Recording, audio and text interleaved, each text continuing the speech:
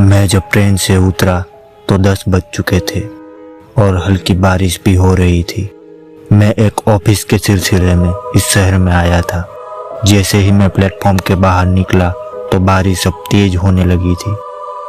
मैंने जल्दी ही ऑटो रुकवाया और उसमें बैठ गया। मैं बहुत ज़्यादा थक चुका था, इसीलिए मैंने ऑटो वाले को नज़दीक के किसी भी होटल में ऑटो ले जाने को कहा। ऑटो वाला मुझे एक होटल में उतार कर चला गया। मैं जब होटल के अंदर जाने लगा तब मुझे कुछ बेचैनी सी होने लगी और थकान भी कुछ ज़्यादा ही लगने लगी। मैं जल्दी ही रिसेप्शन में एंट्री करके अपने रूम की ओर चलने लगा। चाबी में रूम नंबर 17 लिखा हुआ था, तो मैं सीधा 17 नंबर के रूम में चला गया। थका होने के कारण मैं सीधा बिस्तर पर ही लेट गया। अभी थोड़ी ही देर हुई थी तभी मुझे बाथरूम में पानी गिरने की आवाज़ सुनाई दी।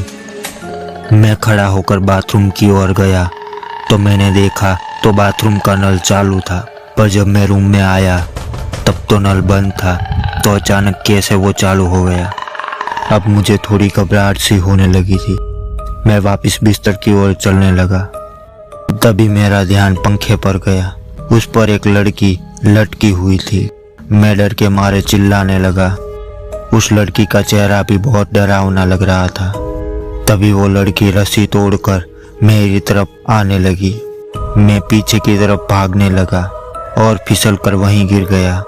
अचानक ही वो लड़की मुझ पर झपटने लगी और मेरे गले में फंदा लगा दिया।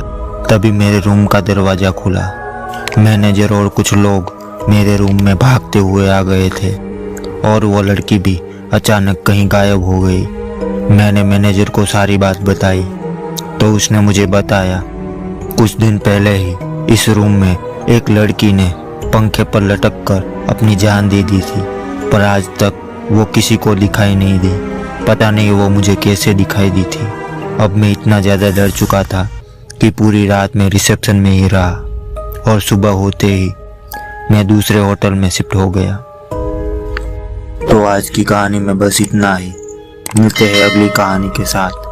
तब तक के लिए अपना ध्यान रखें।